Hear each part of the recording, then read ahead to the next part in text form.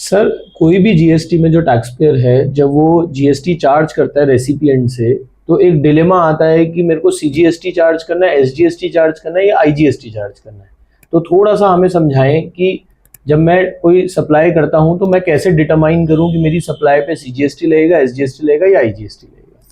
तो बड़ा simple question है। मैं आपको ये कहना चाहूँगा कि पहले जब हम बात करते थे पुरानी रिजीम में, तो हमारे सामने भी एक बहुत बड़ा डायलेमा होता था कि सेंट्रल सेल्स टैक्स लगेगा या स्टेट टैक्स लगेगा। सर्विस टैक्स में या एक्साइज में ऐसी बातें नहीं हुआ करती थी। लेकिन अब जो जीएसटी का हमारा 1 जुलाई 2017 से नया प्रोविजन आया है, उसमें बिल्कुल क्लैरिटी है कि हमारी सप्लाई जो है वो 2 तरह की है, या बोलूँ तो 3 तरह की सप्लाई है। एक हमारी सप्लाई है जिसको हम बोलते हैं इंट्रा स्टेट। इंट्रा स्टेट का मतलब होता है कि जहां पर सप्लायर और बायर दोनों सेम स्टेट से बिलोंग करते हैं। तो जीएसटी में एक वर्ड है place of supply. Place of supply का मतलब है कि अल्टीमेटली मेरी सप्लाई जो है वो जिस व्यक्ति को मिली उसका प्लेस क्या माना जाएगा, ताकि जो है मैं ये देख पाऊं कि ये सप्लाई जो है वो इंट्रा स्टेट है या इंटर स्टेट। तो अगर मेरी supply with in the state है, मैंने हरियाणा से सर्विस दी, सप्लायर जो है हरियाणा में है और जो बायर है वो भी हरियाणा का है, ठीक है, तो उस केस में उसको हम बोलते हैं इंट्रा स्टेट सप्लाई। और उस केस में जैसा कि क्योंकि जीएसटी के अंदर 2 हमारे स्टेक होल्डर हैं, एक सेंट्रल गवर्नमेंट होती है, एक स्टेट गवर्नमेंट होती है।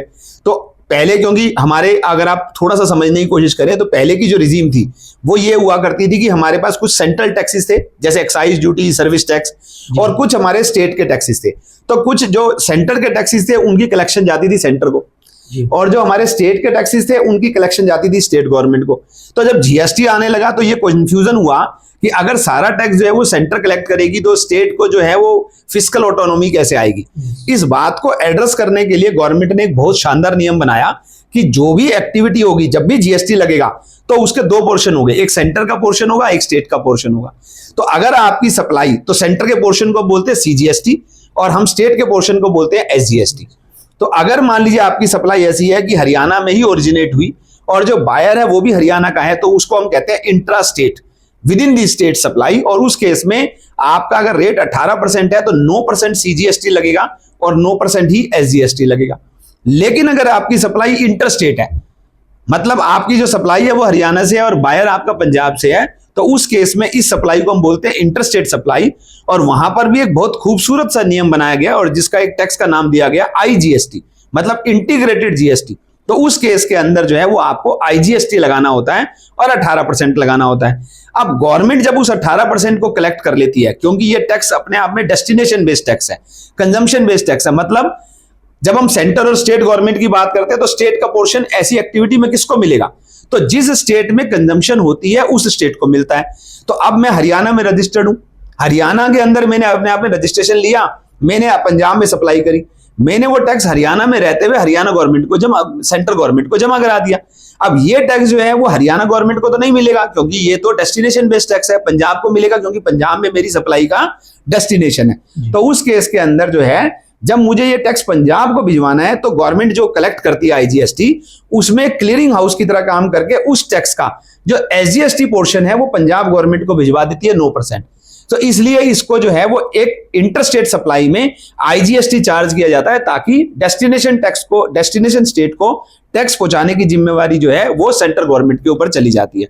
तो अगर मैं सरल भाषा में बोलूं तो जब आप इंट्रा स्टेट सप्लाई करते हैं तो आपको C+S लगाना है, मतलब central GST plus state GST लगाना है। लेकिन जब आप इंटर स्टेट सप्लाई करते हैं तो आपको उस केस में आईजीएसटी लगाना होता है। इंपॉर्टेंट क्या है, इंपॉर्टेंट जो है वो हमें यह समझना है कि प्लेस ऑफ सप्लाई कहां है। तो प्लेस ऑफ सप्लाई एक अपने आप में बड़ा नियम है। नॉर्मली जो होता है प्लेस ऑफ सप्लाई क्या होता है कि जहां पर आपने सप्लाई करी वही प्लेस ऑफ सप्लाई है। लेकिन जैसे इमूवेबल प्रॉपर्टी का केस होता है तो वहां पर प्लेस ऑफ सप्लाई कहां होता है, जहां इमूवेबल प्रॉपर्टी है। तो कभी और आपको एक्सप्लेन करूंगा कि प्लेस ऑफ सप्लाई क्या होता है, लेकिन उसके बेसिस पे डिसाइड होता है कि आपकी सप्लाई इंट्रा स्टेट है या इंटर स्टेट। लेकिन नियम के हिसाब से अगर इंट्रा स्टेट है तो C+S, अगर इंटर स्टेट है तो आईजीएसटी लगेगा। जो तीसरी तरह की सप्लाई होती है वो होती है एक्सपोर्ट्स। तो एक्सपोर्ट्स और इंपोर्ट्स के केस के अंदर जो है, जैसे एक्सपोर्ट्स है तो उसमें भी अगर आप टैक्स देने लगेंगे तो आईजीएसटी लगेगा, और अगर इंपोर्ट करते हैं तो उसमें भी क्योंकि दूसरी कंट्री से टैक्स आता है, जब आप दूसरी कंट्री से इंपोर्ट करते हैं तो आप टैक्स देते हैं कस्टम ड्यूटी के साथ, वहां पर भी आईजीएसटी ही चार्ज पे किया जाता है। तो इन ऑर्डर टू डिटरमाइन कि मेरा कौन सा टैक्स लगेगा, जैसा आपने बताया, it is important for the taxpayer to know कि मेरा प्लेस ऑफ सप्लाई कहाँ फॉल करता है। यस, लेकिन नॉर्मल व्यक्ति जो है वो प्लेस ऑफ सप्लाई समझना उसके लिए बड़ा मुश्किल होता है। इसलिए अगर आपको ये पता चल जाए कि मेरा जो प्लेस ऑफ सप्लाई है, मेरा जो बायर का जो लोकेशन है वो सेम स्टेट है, तो आप C+S लगाएं। अगर बायर का लोकेशन दूसरी स्टेट है तो आप उसके इसमें IGST लगाएं as a normal principle. Thank you sir.